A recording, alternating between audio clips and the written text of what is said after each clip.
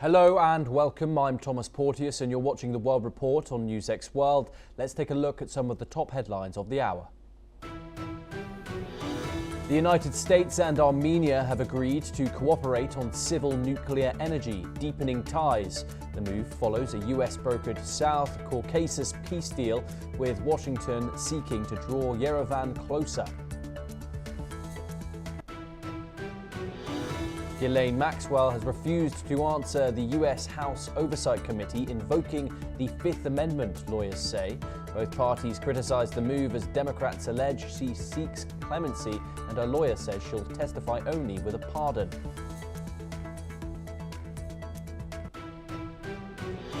King Charles III says he will support police if asked over claims Prince Andrew shared sensitive material with Jeffrey Epstein.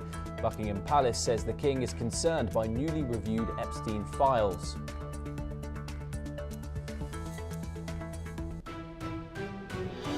The United States has issued new guidelines urging US-flagged ships to avoid Iran's waters in the Strait of Hormuz amid rising tensions. The advisory also warns against Iranian forces boarding American vessels.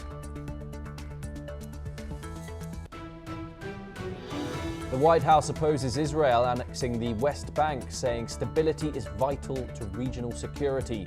It stopped short of condemning new measures or saying if concerns were raised with Israel's government. Venezuela's parliament has now delayed a vote on a proposed amnesty law, moving the session to Thursday. The move comes amid US pressure to free political prisoners following Maduro's ouster. Police arrested 27 people as clashes erupted while officers cleared protests against Israeli President Isaac Herzog's visit in Sydney. Protesters allege pepper spray misuse as PM Anthony Albanese urged calm ahead of a new rally. Mexican authorities recovered 10 bodies during the search for workers kidnapped from a Canadian-owned mine in Sinaloa State. Officials say 5 victims are identified so far, while forensic teams work to confirm the others.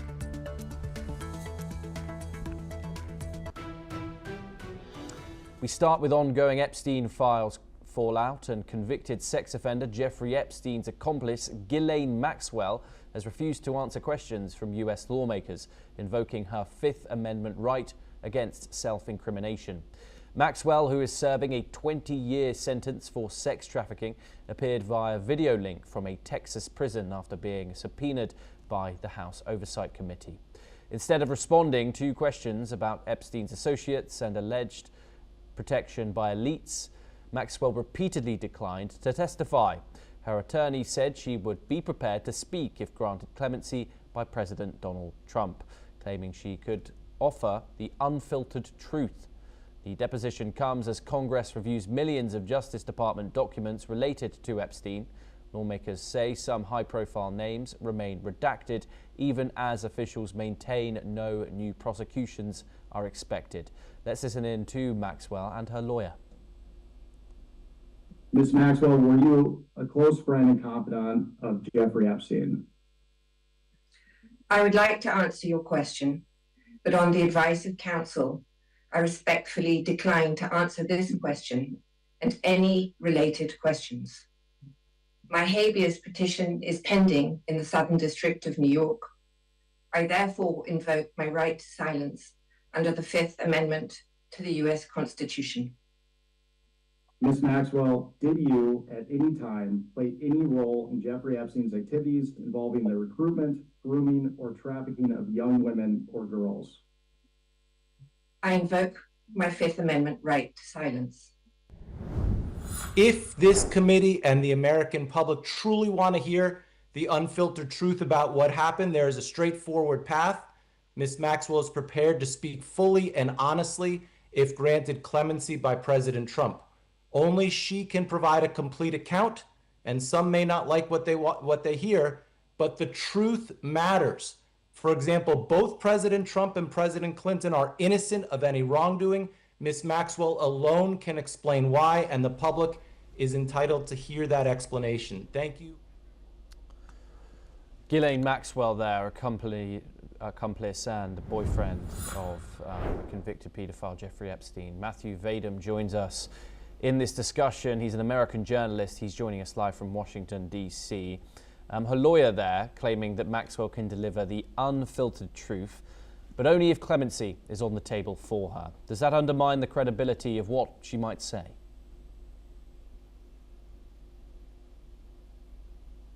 Not necessarily. Often witnesses give testimony in exchange for immunity from prosecution or in exchange for, leniency during their trials. So I don't think it necessarily undermines her credibility. The real question is whether President Trump would actually grant it and clemency, and that seems to me highly unlikely. The public on the Epstein files is baying for blood, and Ghislaine Maxwell is the only person who is behind bars, and yet there are all sorts of fantastic theories that there are many more people in elite society who are involved, and no one has been charged and no one has been put behind bars. The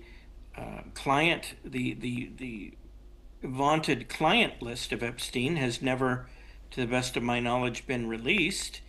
And this was a major campaign promise of President Trump in the 2024 campaign, was for the government to be transparent about the Epstein files. The Epstein files, more than 3 million documents have now been released, but a lot of those documents have been heavily redacted. And you have congressmen like Ro Khanna, Democrat of California, and Thomas Massie, Republican of Kentucky, saying that they know of at least 6 people whose names were redacted, whose names should not have been redacted from the files as released.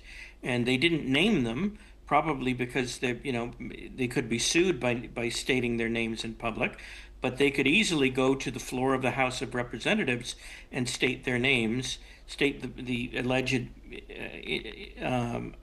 individuals' names, and be immune from lawsuits under their under the Constitution, which allows them to say things on the floor of the House of Representatives and not be not be sued over them. So I think that President Trump would pay a very heavy political price if he were to, not charge anyone new as a result of the Epstein scandal, and to suddenly turn around and give some sort of a deal to Ghislaine Maxwell. That would be a very tough sell politically. It would make Donald Trump look very bad, and I don't think he's suicidal. I don't think he would do it. Maybe they could reach some sort of a minor deal, but she's not going to get out of prison for cooperating. Matthew, why isn't Donald Trump ruling out issuing Ghislaine Maxwell a presidential pardon? If he did, what will that do to his credibility going into those midterms in November, especially in this current climate? Politically, it would probably be very helpful for him to rule out a pardon for Ghislaine Maxwell. As I said a moment ago, maybe some sort of a minor clemency could be granted, or her sentence reduced or something like that. But even that is still going to be very unpopular with President Trump's own political base, which is on the issue of the Epstein files and Epstein-related prosecutions, is fairly angry with Donald Trump right now. So he'd be putting himself in a perilous situation were he to play ball with Ghislaine Maxwell's lawyers on this point. And do you think we could see further prosecutions when it comes to these files? As you've said, Ghislaine Maxwell is the only one that remains incarcerated currently. And of course, also, those files are not an indication of guilt by any of the individuals mentioned. But do you think we have seen the end of this as Donald Trump wants it to be? No, we haven't seen the end of it, because in the public's mind, there are still many unanswered questions, and until the public starts to be given some more definitive answers, I think people are still going to be exercised and upset about the Epstein situation. So yeah, I don't think it's going to go. The problem is going to go away for Trump anytime soon. Matthew, how's the American media covering this? Of course, we all know about the way that news is broadcast in the US. You have your Fox Newses, and on the other side you have your CNN. What's both of the sides looking at when it comes to this case? I think both sides. You mean both left-wing and right-wing? Indeed. Media outlets. I think both are pressing for something more to be done. They are not satisfied that enough has been done to expose the wrongdoing of any co-conspirators Jeffrey Epstein may have had. So the pressure from the media, I have no doubt, is going to continue.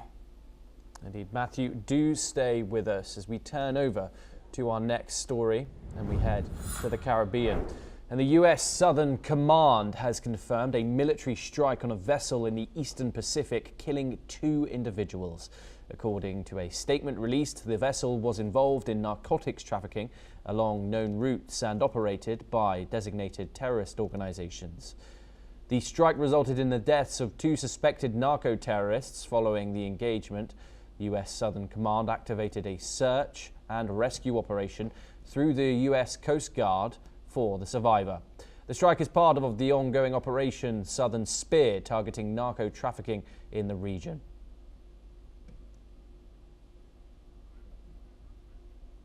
We turn once again to the United States, and President Trump has opposed Israel's move to annex parts of the occupied West Bank, stating that a stable West Bank is crucial for Israel's security and peace in the region. This follows new measures announced by Israeli ministers Bezalel Smotrich and Israel Katz, which extend Israeli control over the Palestinian territory and make it easier for Israelis to acquire land for new settlements. In response, 8 Muslim-majority countries, including Egypt, Saudi Arabia and Turkey, have condemned Israel's actions, calling them an attempt to impose unlawful Israeli sovereignty. The United Nations and Spain have also expressed concern, with the UN Secretary-General Antonio Guterres warning that these actions threaten the 2-state solution. The measures include transferring authority over building authority in Hebron from the Palestinian Authority to Israel, and also tightening control over key religious sites like Rachel's Tomb and the Cave of the Patriarchs. Additionally, Israel plans to expand enforcement of environmental and archaeological laws in areas of the West Bank, potentially leading to further demolitions. Matthew Verdum joins us once again. What does Donald Trump's opposition to Israel annexing the West Bank say about his current stance on it? While, of course, Israel their current government continues to approve actions that Bezalel Smotrich speaks of. Right. I think that President Donald Trump's position is that the West Bank cannot be annexed by Israel. I think it might be a good move for Israel in terms of its national security, but it would be wildly unpopular in the Arab world. And I think President Trump's opposition to Israeli annexation of the West Bank reflects that. It would create a firestorm of opposition throughout the Arab world, and would turn a lot of countries that have been either friendly towards Israel, or at least not hostile to Israel, to suddenly become hostile. The West Bank is very important to Arabs, and they don't want it to come under they don't want it to be dominated by Israel, and it would drive them into a frenzy of anger if Israel were to take it over. And that is why the United States, particularly President Trump, has resisted Israel on this point. President Trump is probably the greatest friend in the White House that Israel has ever had, but that doesn't mean that he kowtows to Israel, that he does everything it doesn't mean that he allows Israel to do everything that it wants to do. He draws a line on the issue of the West Bank, and that is, as he sees it, important for regional stability and for preventing explosions of Arab anger at Israel and the United States. And Donald Trump has been seen as found a new relationship with those Gulf states in particular, your Qatars, your Saudi Arabias. What credibility does this two-state solution still have when international actors warn it is being undermined, yet no enforcement mechanisms follow it? I don't think there ever will be two states. Some countries have recognized Palestine, such as the United Kingdom and so on, and some European countries, but that doesn't mean it's actually going to happen. The Palestinians have been offered over the last 50 years, Yasser Arafat and others have turned down actual solid offers from Israel to create a second state, to create a Palestinian state, and it has never come to fruition because Palestinians, I tend to agree with the Israeli position on this, that Palestinians really don't want a second state. They just want to kill, like Hamas, they just want to keep attacking Israelis. And so, I think that there's always been a certain sort of phoniness, artificiality in this discussion of a two-state solution. I don't think it's a real thing. I don't think it's ever going to happen, but it's constantly held up by politicians as this ideal that they're striving for. I think that the best that can be done, at least for the foreseeable future, is to pursue peace between the Palestinians and Israel. And they'll say that they're pursuing a two-state solution, and even the United States may say that it's pursuing a two-state solution, but it's there's something about it that's just very, very phony. Okay, Matthew Vadum, thank you very much for joining us here on NewsX World. It's a great pleasure to talk to you, as always. We turn now to South Asia, and Bangladesh's leading prime ministerial contender, Tariq Rahman, has said that his Bangladesh Nationalist Party would not form a unity government if they come to power after the national election scheduled on February the 12th. Rahman added that the BNP is confident it can win enough seats to govern on its own. Let's listen in to what Tariq Rahman had to say. If we are in the government, we need to provide jobs for the young people. We need to provide, bring businesses in the country so that jobs can be created, people can have a better life. We need to provide medical service for our people. We need to rebuild the education system for our people. There are many challenges. And to fight these challenges, of course, in this world, a single country cannot fight it. They need friends, of course. We need friends. Joining us on this now is Colonel Sanjeet Sirohi, an international relations and defence expert, joining us live from New Delhi. Thank you so much for joining us. The region is gearing up for those elections. on February the 12th. Some big statements coming there from Rahman. In a country as politically divided as Bangladesh, is rejecting a unity government, a sign of confidence for the Nationalist Party? Good morning, Thomas, and thank you very much for having me on your district channel and discussing something very, very latest and important.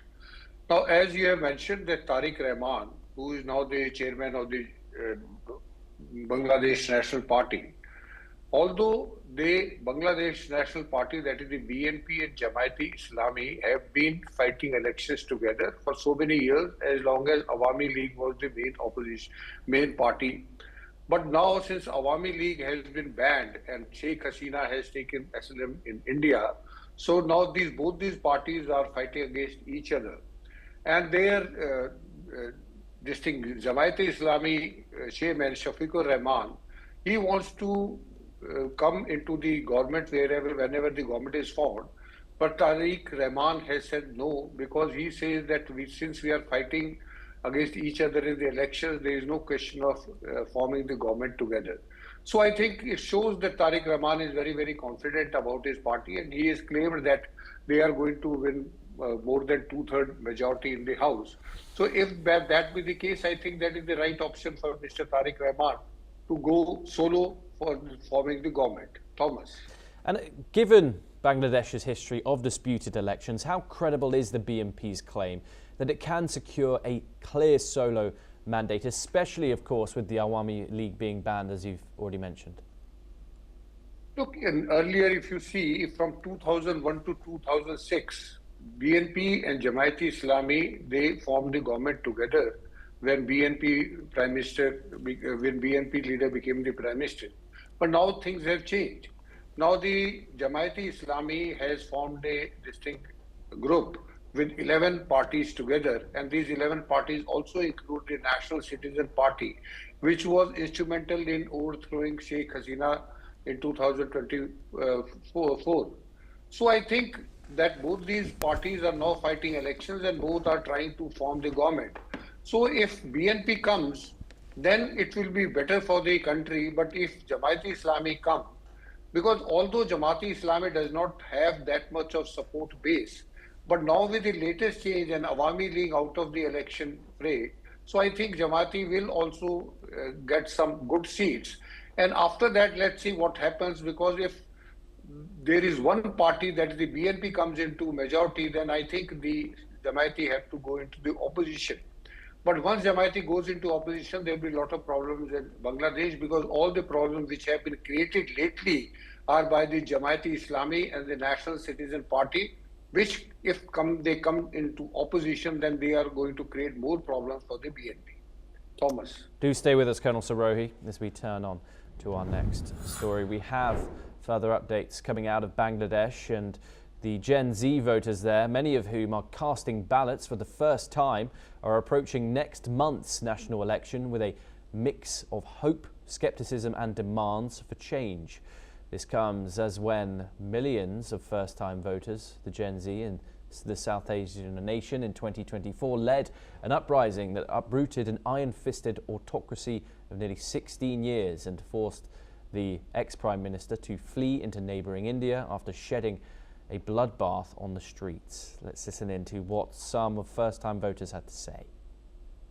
We saw in the previous regime or in the previous time that the people of Bangladesh were treated politically, that which political bloc they belong to. But I want to see a change in this perspective, that the people of this country will not be treated politically for their political, the political bloc or political party affiliation. But I hope that the people of this land will be treated as a citizen. They will be given the citizen rights, the basic rights. They will be treated only as citizens, not with their political affiliation. The political parties are specifically focusing on youth because they know a large chunk of people haven't voted for the past couple of years in elections. So all are trying to grab this particular vote bank. I personally, they are not concerned about what we think, rather they are concerned about whom we vote for. So that's what they are concerned about. And yes, I do not think the youths are much attracted or fascinated by any of the parties' activities right now, although they have subscribed to, although they have, all the parties, the political parties have proposed many reforms and many ideas.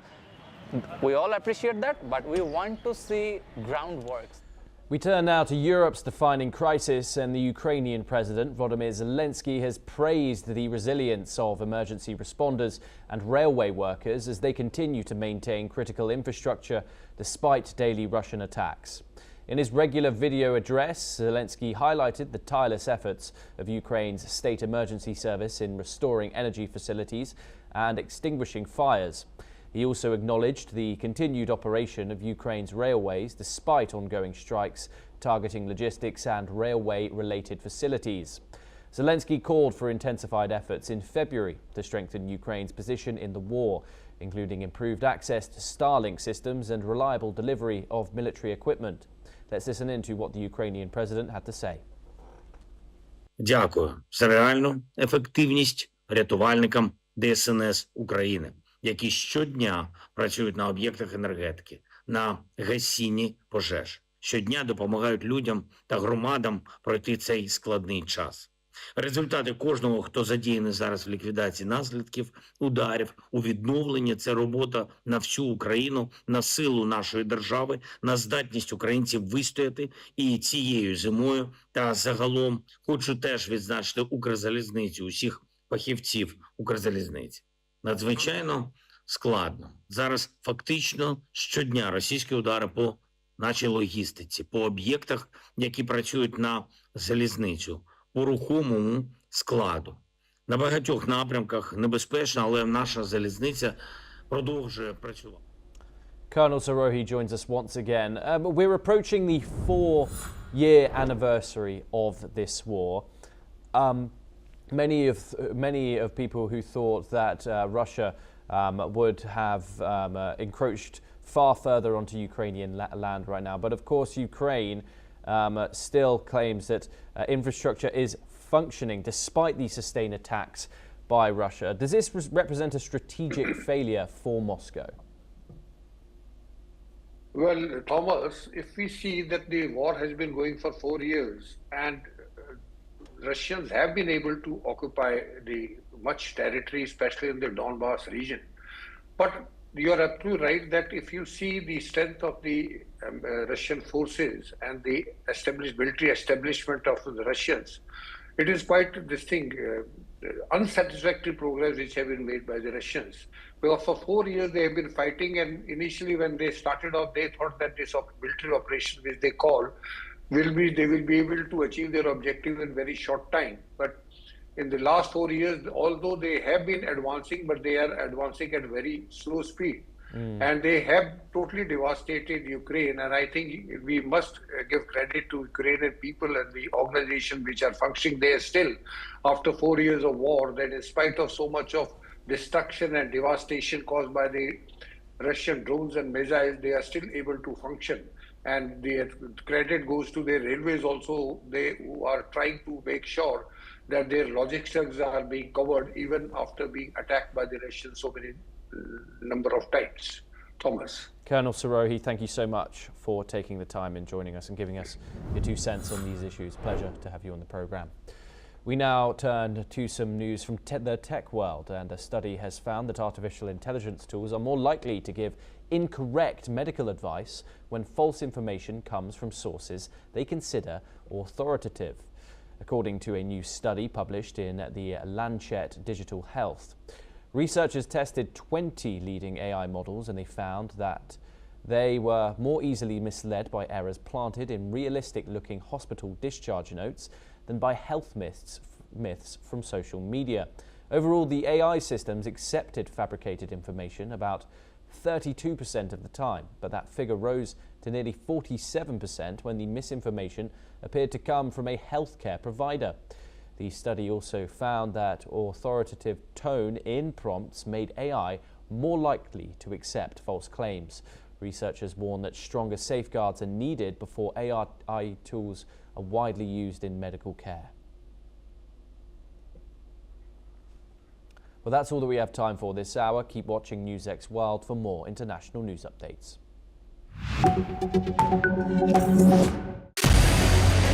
What we can do as the